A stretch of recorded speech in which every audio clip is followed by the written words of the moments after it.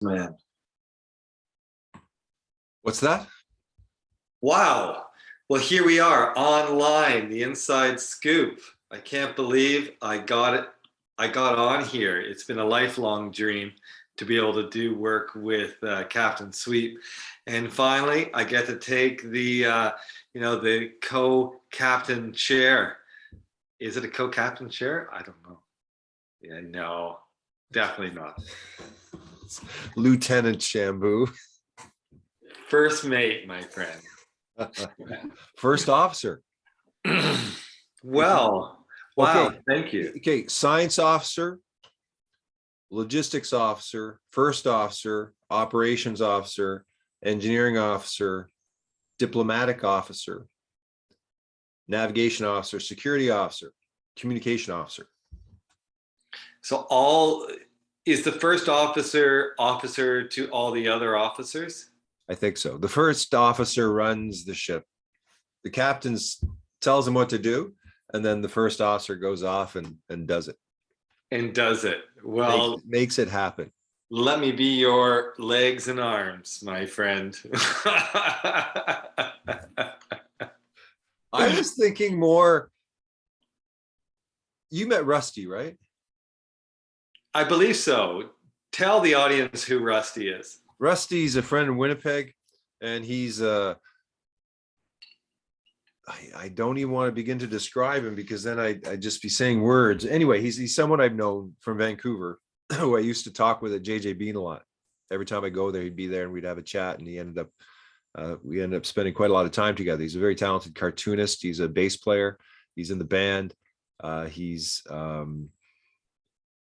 gives a perspective of, he's black, so he gives a perspective of blackness and what he has to deal with in the where he's at.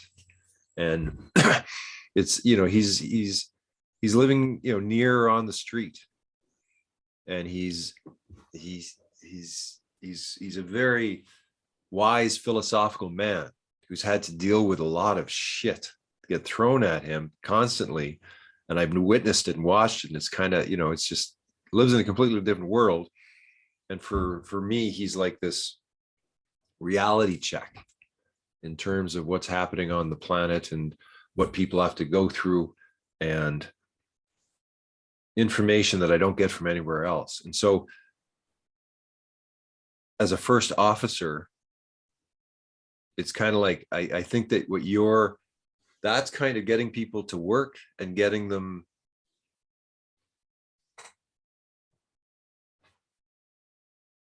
in their individual jobs and missions. The diplomatic officer is relationships and bonds.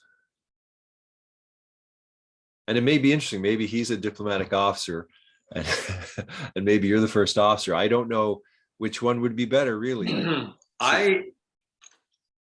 I find myself falling into the diplomat role, which is a good role, because you can build relationships, and then you can actually use those relationships to have mutual geniuses coming together, and and actually wanting to work together. It's amazing how in the movements that I've been involved in, the biggest issue is that people get sick of relating to other humans, and then it breaks apart. And so if you can actually make the environment pleasurable and useful, amazing, then people will usually stick around and actually get the mission done. Yeah. And if it's fun and people are friendly, to me, I just can't imagine being on a mission without people you like being around, like you want to be around them, and you want to have adventures, and it only happens when you kind of come together. And it happened a bit at Fairy Creek, but not quite to the degree. I want to come in as a team. That's a team that knows it's a team, that doesn't go on the other side.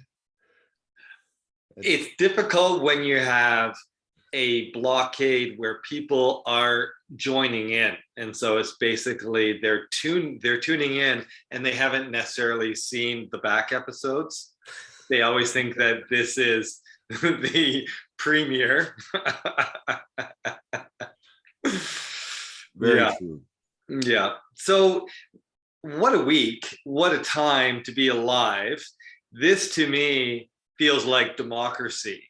Like you only know that you have democracy when there's a certain amount of pushback, when there's actually a rigorous conversation that's going on between the powers that want to be and the people that they want to have power over. And so I'm quite excited right now. I feel more hopeful in the last year now than I have, then. How about you? What's been going on in your heart? What's been going on in your heart? That's what I want to know. Well, I had a huge breakthrough in technology, and one simple skill has changed my life in terms of I can now put this little heart here, put this little thing here, and have this thing in the background. And as you know, I love backgrounds, and I love what they represent, and I think it's a missing piece of the puzzle in terms of how do you frame your conversation? How do you tell people who you are? How do you show people as you're speaking that maybe you're part of something different? Maybe you're like, media is so young for the humans, and you can see how rapidly we're going with TikTok and thinking like everyone is starting to pick up their game in terms of what they can do. Like if you go back 10, 20 years ago, no one could do fuck all, right? It was shit all, you load up your shit, whatever. But I mean, like go 20 years, like you couldn't do it. It was impossible. So humans have only had very short time in our lifetime, the ability to make videos. And you can see that, up until the internet, it's kind of, there's the creativity is very, very structured around a certain way of being. And now the creativity is just fucking unlimited. And I think software and movies and videos and interfaces, they're all going to start to change when I can go in here, or I can go in here from the video and go into a space that's going to be like virtual reality. We're like navigating the internet again is going to have this massive change when we go virtual reality and we go multi-D, and we get the software catching up to the games, catching up to the movies. And then our species is transformed. I mean, bring in the nanotech, bring in the relationship of technology to the human body. It's just like, it is coming, it is there. I don't think humans have no fucking idea. They have no idea. Like there's this just immense destiny just coming over the hill, and everyone's still bum over here. And some of them are the ones like the techno wizards right now. They're guiding, like like there's a whole bunch of formulators that are coming up with new apps and new test technologies and new movies, new whatever. And they're the next wave. And with this 5G super shit. Anyway, so to me, it's like there's this, for me, the background is all these new skills coming up and going, okay, well, how do we create our own media? Like what I was beginning to create a front for us. Like I haven't quite got there. I was doing it with Leisha's show, but what's the front of the show? Like, what is the show that we're doing? What is the significance of the day? And outer reality and our inner reality is starting to come together. Over to you, boss. Wow. If this technology can bring us back to nature so that we actually leave this artificial world, because I hear you speaking and then I hear Mark Zuckerberg in my head saying the metaverse, come into a land where all the problems of the world don't have to be. You can be out of, exactly, right? You can be out of shape, out of communication, you can be out of money, but still live in a mansion with a jacked up body and surrounded by loved ones in the virtual reality. And that's my concern, is all technologies can be used either to move away from reality and what is needed, or move you into it.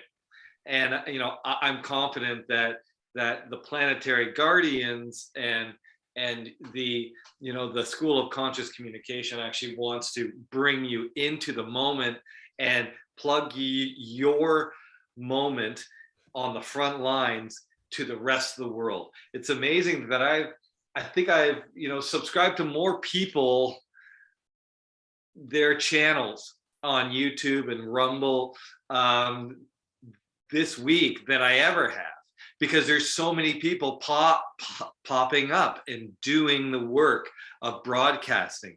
MSM, the mainstream media, is dying, and even Facebook is dying. They say that now this week was the first week where actually their logging on went down. So their population is going down, which That's is the death. That's the death. They're another MySpace. They've killed themselves. They'll be irrelevant within 2 years, I think. Yeah. What was that? LinkedIn? Sorry, did you say something? LinkedIn? MySpace. No, I'm joking. Oh. LinkedIn. Have you ever gotten these invites from LinkedIn? You're like, really? I don't know. My accountant's on there. I know that. Actually, do you know what we found? We found an actual sweet little spot in LinkedIn. If you can advertise jobs, and you can advertise volunteer jobs because people are looking for experience, and you can get people working. Wow. I've got this woman from Iran who just came to Canada, and she's a tech person, and she said yes. We had like 35 people apply, and I had a team of 10 people about 2 months ago, and we did it at the absolute wrong time. It was a huge blunder in terms of HR. It was like, we got the people, but the only person who could do the programming was Noah, who got the people. And the time it took him to get the people and to organize it was time he could have used to actually finish, which he eventually had to do by himself. So we got the 10 people, couldn't put them to work, and then here I was just about to say, finally I can say, Captain Sweep, you're the boss. Oh fuck! Because you really, you actually hired someone through LinkedIn. I think that's the new definition of being a boss. So I'm really, I feel inspired. Your background. Let's go back to that. What you want to be able to have people be distracted from what you're saying as much as possible. Is that the motivation behind the backgrounds? I really appreciate your sense of humor, and I feel that we're connecting right now in a very nice way, which would be very different if I thought you were a fucking wet blanket and give me a goddamn sob story about some bullshit that you're putting on me. What do you think about these things? Eh? A little heart there? Have you ever seen that? Convo type? What I love about this is that you're making yourself a PowerPoint. You are a PowerPoint presentation right now, and that is. And I'm not just squawking here. No, it really is. I can see how people you can imagine if people say go in for a breakup conversation, and they're like, okay, let's meet in the inflow matrix, and then they arrange a meeting, and hell, forget Zoom, or you could work with Zoom and just have the inflow matrix overlays for your Zoom calls, so that you have to break up with someone, and then you have hard talk and honesty or something, right? Yeah. Now you're getting it. Narrative. Yeah. I did want to talk to Zoom at some point. I will. That would mean entering the real world. Everything's fine in the idea. Everything's fine in the ideal, and it really does seem like good ideas, but it's kind of like I'm still getting ready, and I'm just thinking like Zoom. They're so like, some software companies are so foolish. Like, they have 90% of their attention on something here, when something that has very little attention is the best fucking thing that's there. And to me, figuring out how to do backgrounds in videos like this is the best thing that's ever happened in technology. And I want file folders, and I want I want to load the inflow in there. All the company, I like, fuck, that is a nice little plus 10.99 a month, and pop half to Zoom and pop half to Planetary Guardians, and maybe I get a little bit, you get a little bit, and we start to build the inflow matrix. That's the first, you just popped it. It's just like, and as the diplomatic officer, it's like your ability to create connection. You got to use those first contacts talking to tech companies, because it's just like, all we got to do is connect the dots between all these different apps and software programs, and the inflow matrix is the language infrastructure to do so. Wow, hey, it's taken me 12 years, but I think I'm starting to see your point. Yeah, no, like really, it's all starting to come together. So we could take this conversation a couple of ways. I want to check in on you and what the school is planning for this month, what you're doing. I know that you have some rollouts that are pretty exciting, but they may not be ready to be talked about yet. We also have some friggin', weekly updates, which we tend to do, and our opinions on it. And also there's some news that maybe we can just comment on or talk about as well. Where would you like to go with that? Okay, well, first, go.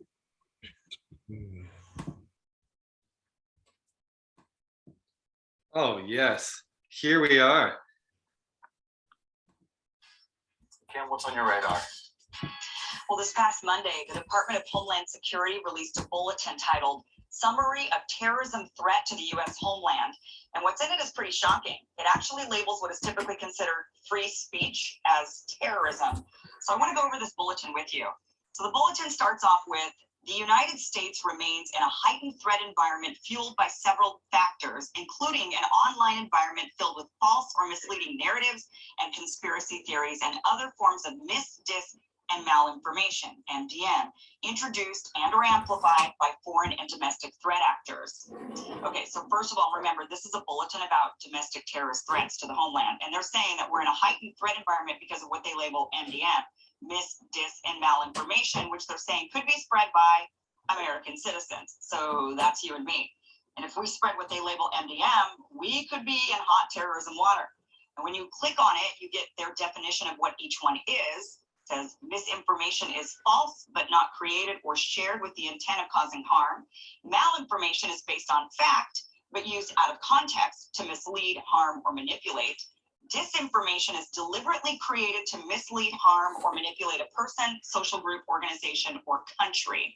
Now, the problem with MDM being labeled as potential terrorist threats is that the definitions of dis, and malinformation keep changing. We've seen this throughout the pandemic, that many people have been labeled as spreading misinformation or conspiracy theories have been, in fact, right all along.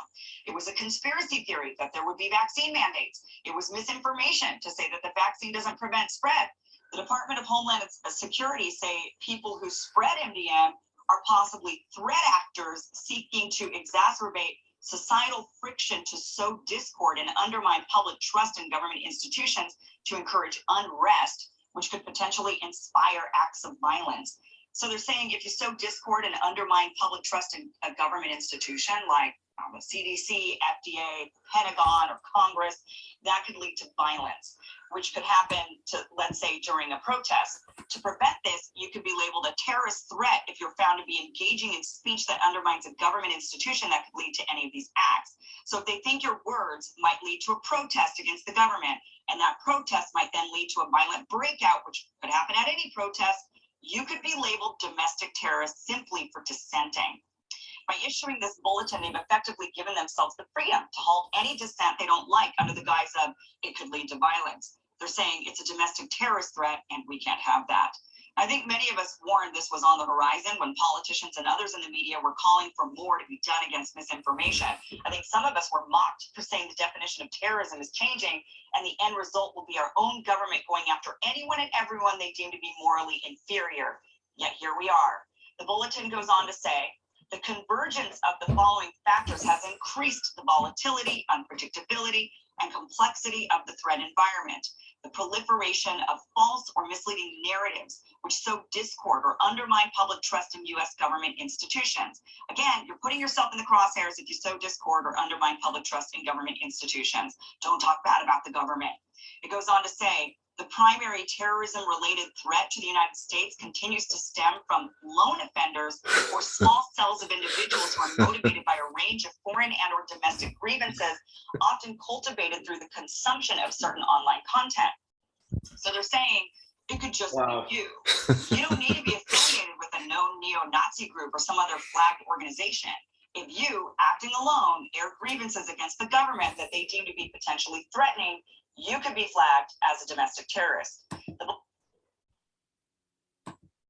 Wow. Wow. This plugs right in to a breaking story that's happened in Ontario.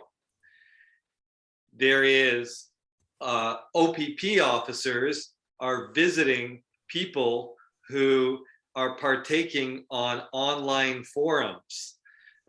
So just yesterday, they started to give house calls to people who were speaking in Facebook pages for the Freedom Convoy. What? Yes. No. Yes, there's videotape of it, and this woman is shocked, and she's like, "You're at my house. What are you doing?" Well, we just want to give you this. This being a handout saying, you know, what their rights are when they're at a protest. Now, I don't think yes. No. Yes. This person has never necessarily even shown up to the Freedom Convoy, but they're preemptively giving house calls now to people who, again, are acting online and just sharing their opinions. I mean, when the actions of every citizen for doing anything is now a terrorist threat. You're like, I mean, they're taking it to such a point of ridiculousness. It's just like, to me, like if I had a cop show up at my house and I know they're giving me some sort of reaction to what I'm putting online. I mean, that would be such a beautiful moment to film. That would be such a, like those moments when you talk to the cops who are trying to enforce ridiculous things are the gems of life. I think it's just like they're so open to being mocked. They're so open for using that situation for the best. That's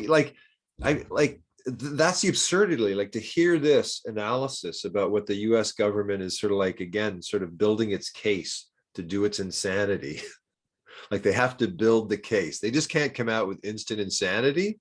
They have to slowly come out with all of the media and the regulations and this and this, and all of a sudden they come in with the utter fucking stupid thing. But because you're just sort of pounded by this constant bureaucratic protocols, like that's what they have, like that's what they're always bureaucratic protocols that now we have to follow this, and this is how we maintain our power, and now we're going to do it like this, and we've had it all our lives, this stupid insanity hiding as some bureaucratic, governing institution that supposedly has consent, but they've lost it. They have, I think, officially lost the Canadian people's belief and consent. And that's the largest hidden thing that the trucker convoy really has pointed to, because everyone's on their fucking side. It's a good reminder that 20% of the electorate voted for Trudeau. And so because we have this first past the poll system, you can have 20% of a population vote someone in with the majority of power. And so that is, and you only see law enforcement really coming in when you are disrupting business as usual, right? And so this is what is scary about this is that it's showing that business now isn't just about resource extraction in the outside world. It's about resource extraction and dissemination on the inside world. That you could even have, threats of terrorism by people just simply speaking, by simply talking. And throughout this whole pandemic scenario, it has been obvious to me that they are silencing a huge contingent of the scientific community. I know doctors, I know scientists, I know researchers who have all been muzzled. Their business has been threatened. They have been excommunicated from their universities, from their contracts that they've had for 30 years. I know someone who has been an investigative journalist and a contributor to The Lancet, which is one of the most respected medical journals. She speaks out once and suddenly she gets the cold shoulder from her entire web of contracts, of community. This is happening, and it's happening, and you wonder how they form a narrative. That's how you form a narrative. So I'm not surprised. I'm shocked, but not surprised at what you just shared. Well, I think if you point to like the associations, because all of these doctors and different types of jobs have associations, and in those associations, that's where the muzzle order comes down. Because like you, I've heard through other people that through their association, they're not allowed to speak. If they do, they lose their license. That's the big Androcles sword kind of hanging over everybody, right? Like, are you going to lose your methodology of making your money? And that's a huge thing. Like, that's the big question that most people have asked in the last 2 years. Am I willing to lose my job, or am I going to lose my job because of this? And so there's a lot of people on different ends of the spectrum of people who said, no matter what, I'm not going to go. They leave their job. Or the people who go, okay, I got to because I got a family, but I'm pissed. And that's the sort of like a big silent group of Canadians that went along with it, didn't want to. And some of them have the bad reactions and their health isn't so good. And that group of people, I don't think have truly spoken out because there hasn't been enough time and they're still kind of recovering. And they're just seeing the Freedom Convoy sort of, that's the people who from the very get-go said, fuck you, we want freedom, right? That's a different segment. Like, there's different segments in the population, and in each of these segments, there's a different type of sort of mindset as a result of their thinking and what they've gone through. But each one of them now is going to start to sort of, like, I think the majority, like, because the majority was in, let's just go get the vaxes, we'll see if it works, we'll go along with this, right? So, okay. Like, we were in the minority, but most majority, but now majority's going, wait a second, we did what you said, it didn't work out, and you're lying, and now you're making, now we see all of the bullshit. Now we see what happened. So now you've got a larger, way more angry population that has changed over this last 2 years. So now there's a momentum and a mass, and now it's not just Canada, now it's across the whole world. So I think the world's igniting. It is igniting because it was about to ignite, and then they used this to stop them. They stopped them in Hong Kong and France and going across Canada with the First Nations blockades. Boom, that was all gone. And now it's like, the people are going to come out.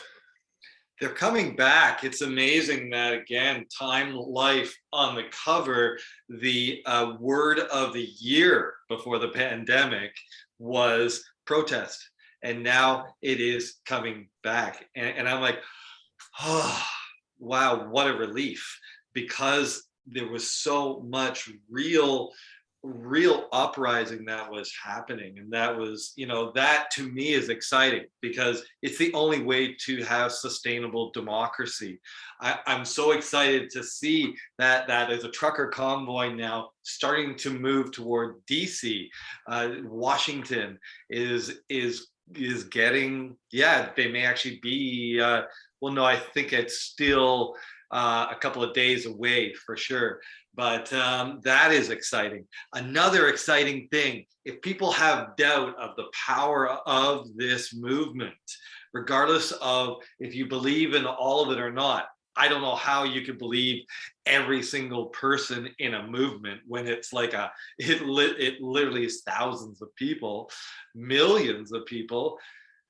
But the FDA is actually now, they have suspended, they have delayed their hearings about having 5 to 7-year-old children shot with the vaccine. So those approval hearings are actually delayed, and that's just coming out now.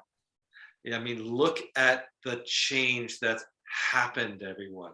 You know, we have Manitoba, Saskatchewan, Alberta, PEI, Quebec, you know, and then Ontario doubles down. And I'm like, why? Let's start, you know, my first question is, let's follow some money and see where the money might be going. You know, so Doug Ford, the premier of Ontario, he was worth $3 million coming into the pandemic. So this is 2019. As of this year, he is worth $50 million. So as all of us are struggling, and somehow whatever relationships he's working, he is able now, he has generated $50 million worth. So, and then I find out that, okay, his sign company, he has a sign company that has now been taking, you know, they have been contracted to make all these signs for social distancing, mask wearing, that you see on every single, and he's his company manufacturing that. No. You're just like, you know, there's no proof that is, you know, well, you know, I don't have the definitive proof, but I just throw it out to everyone and go, how do you go from $3 to $50 million during a time when most people have been sold that it's not business as usual? It is, you know, shut it down for the sake of everyone else. I mean, didn't we speak about it last week? I mean, or every week, that all the billionaires are just soaking it in, and everyone, and the middle class is disappearing, and that this isn't the biggest topic. Like that's the whole thing. Like, they point the finger at the same silly clown in the back. Meanwhile, someone in the front row is getting killed with a knife. And you're going like, but why do we put all the attention on the clown in the back when this is happening? And that's like the horrors of the human mind, that we're so conditioned to follow the clown in the back and miss the point of like, I mean, what happened to the Epstein's woman there, her trial, and the amount of attention it got, and not quite a lot. And there's, you know, what happened to all the people that were visiting the fucking island on the fucking plane? Oh, Bill Gates, you mean? And we had no idea. And then there's all this attention on Joe Rogan and you know, the left, or whoever the fucking left. I don't know who the left is, but they fucking bug me. I mean, I've never thought myself to be on the right, but I am definitely on the right. If the left, like, I don't go into left-right politics, but every person who is supposedly on the right, I listen to, and they make sense. And anyone who's someone else, I don't know who they are, they don't make sense. I mean, if you're supporting the government in any way, to me, you don't make sense. Like, you're just fucked in the head.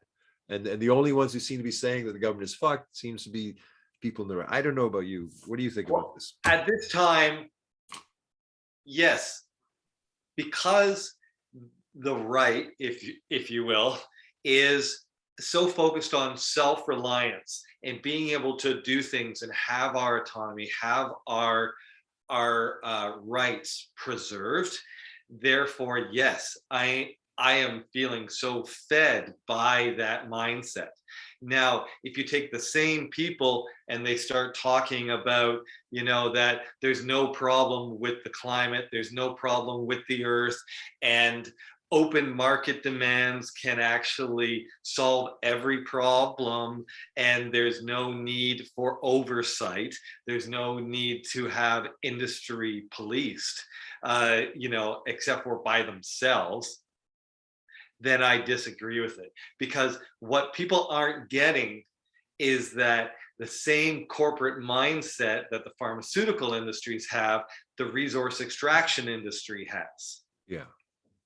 And that's where I am not right or left, because I actually don't want unfettered human activity, because I don't believe in humans in that way. I don't think that humans are actually enlightened enough to take the training wheels off, take the regulations off. So, but it is shocking that what I thought was the left is now I'm starting to see is they are invested in the government as a benevolent body, and that they want societal control mechanisms that will ensure that everyone does the same thing, and that all of that is going to work out in some utopia. It's like they've been watching too much Star Trek. They were raised on this, we're all going to get matching outfits, and we're all going to be on a spaceship with Elon Musk, and it's all going to be okay. Well, I'm sorry, that's not my idea of heaven. I was born into heaven.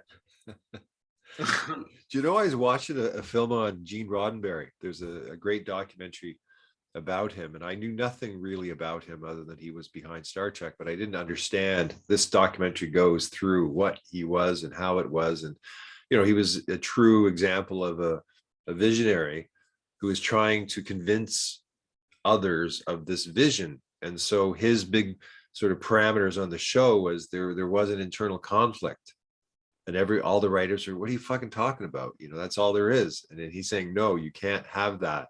It's got to be other sort of stories.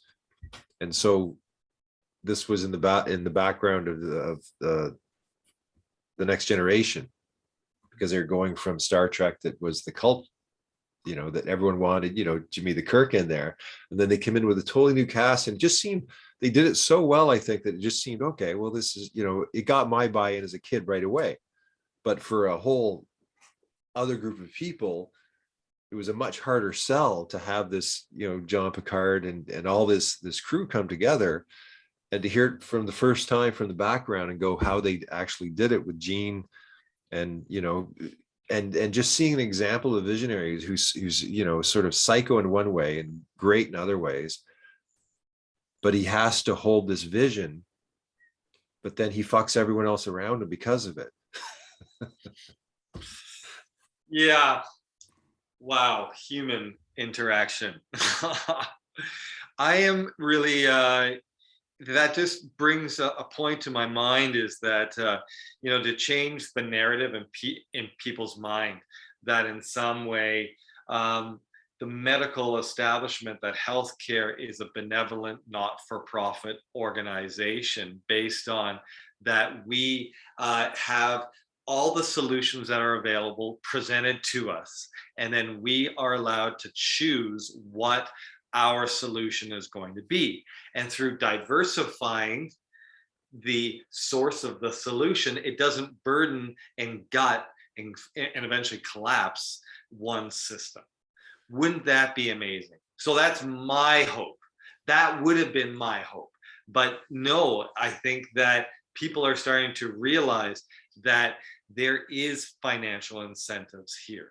Moderna was in the red for 10 years before the pandemic, and now they are a huge corporation that is doing very, very well. Thank you very much. Do you know the CEO? The CEO just sold a whole bunch of stock, and I think another person, they're bailing out of Moderna. Just saw a meme on it. A meme on it. Well, that's that's heart-wrenching.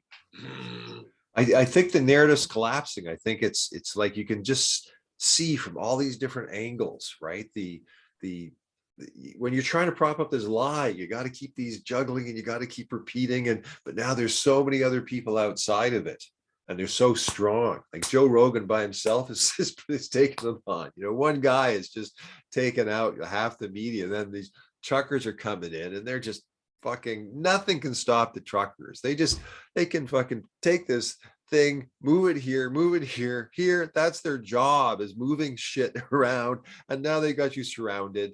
Now they got the juggler around Parliament Hill. And you know, they're just going to keep squeezing. I mean, what, they shut down the bridge for one day and $400 million in goods stops, like 400 million from a bridge. Yeah, That's what gets attention, because there's someone in the back room going, you get the fucking mandate over right now, you fucker, or else. it's amazing that they have declared a state of emergency, but yet the military has said no. You have a lot of pushback. You have a lot of the Mounties to end mandates, so you do have people crossing over lines and actually starting. You had 300 police involved in this actually declare stress leave, sick leave. So What? yeah, In Ottawa, yeah, 300. so that is the number that I heard. Yes, yeah, They hate it because they know they're in the wrong.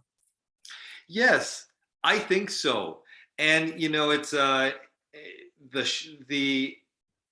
they're seeing that the country that they were sold is not.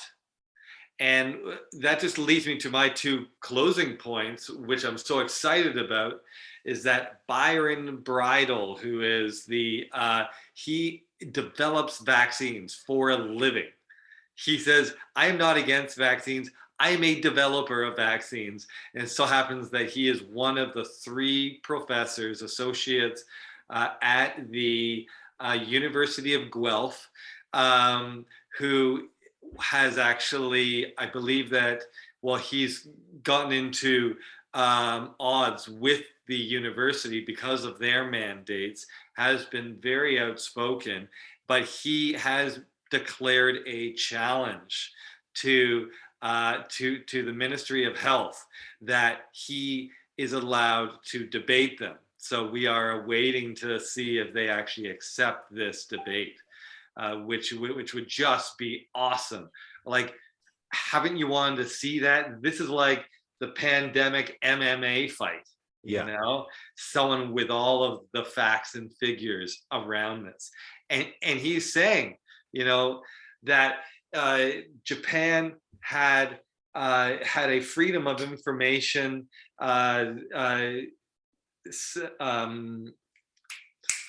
freedom of information request to the vaccine companies, and they have found that the MMRA vaccine, the spike protein, does not stay in the deltoid, that it actually moves throughout the body and stores in different organs.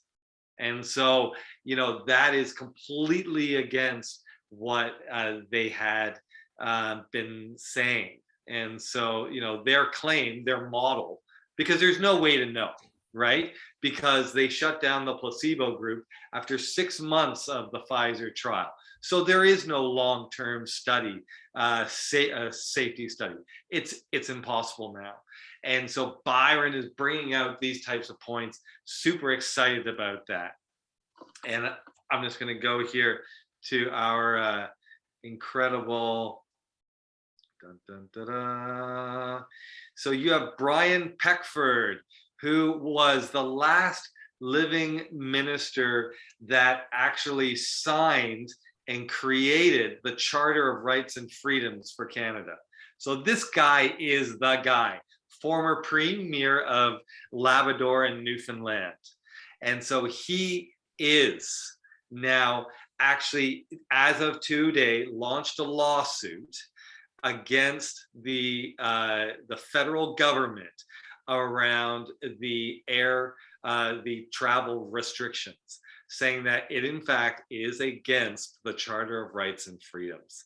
And so here you have a former premier, someone who signed the charter themselves, now working with a large legal firm to be able to bring this about. And so super exciting stuff. That may just be the mechanism that we need in order to make this happen. Very Whoa, well, what a thing. very well said. Very well said. I was thinking that maybe we could end the show on another clip of this person who works in a pharmacy showing the ingredients in the vaccine. Oh God, yes, please, I'd love that. Okay, so let me. We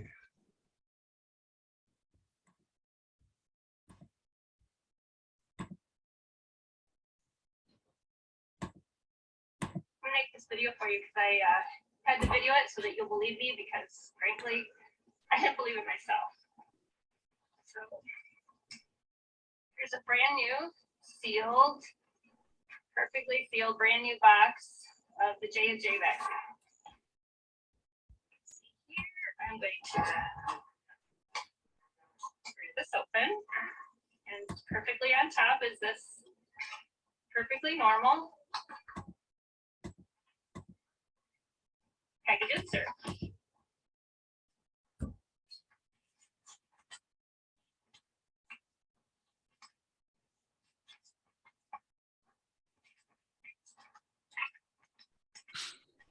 A lot of safety and efficacy data. In fact, all of the normal information that we would find in a package insert, like the ingredients, that would all be found right here in the package insert.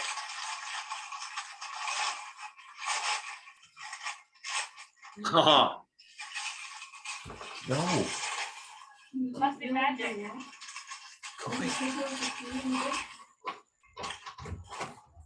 all blank. The whole thing. Except for this part. That's the only thing not blank. Are you kidding me?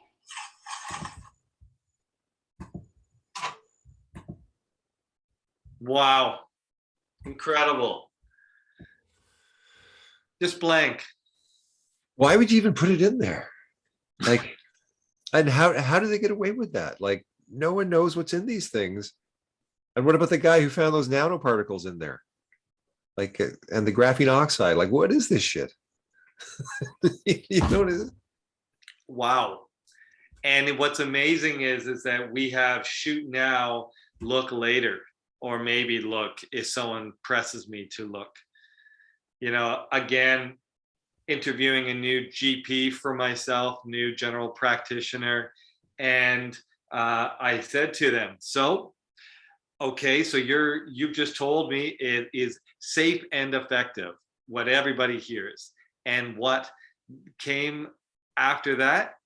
I said, well, have you looked at VAERS, the Vaccine Adverse Effect Registry? And she said, no, I haven't. I said, how can you make that claim then?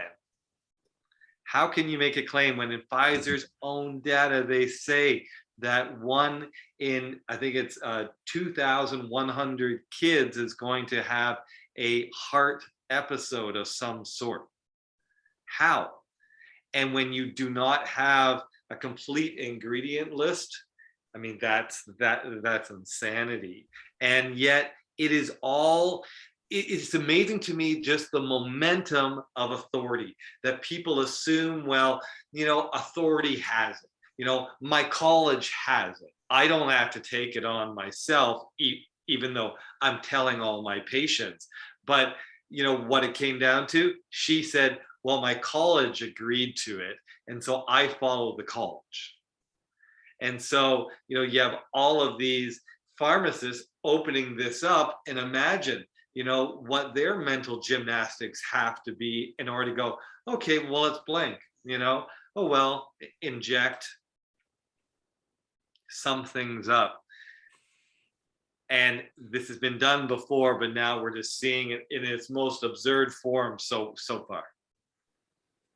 Well, ladies and gentlemen, thank you for listening to Mr. Yogi Shambu and Captain Sweep this week. We're very pleased to have had you. Any parting remarks, Mr. Shambu? Oh, well, please just, just think about the cost benefit analysis of going along with these mandates without looking at where it's going. Because where it's going, I'm going to close with a little story, and that is a trucker who is vaccinated was going over the border just last week.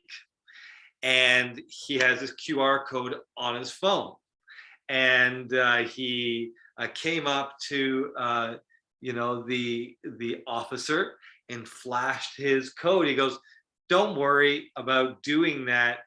We could see you coming. We knew that you were coming," because their system is plugged into the QR code, and they know where vaccinated people are. They know where they are in the system. And so they could tell that he was coming over the border and knew already. Is that really the type of surveillance life that we want or need? We don't know. We don't know where they can take this. And so that's why I just say, let's have some moderation and lean into the solutions that are there. And maybe look up some nebulizing peroxide, eh? That's my last bit. You got long last bits, man. That's a long last bit. Goodbye.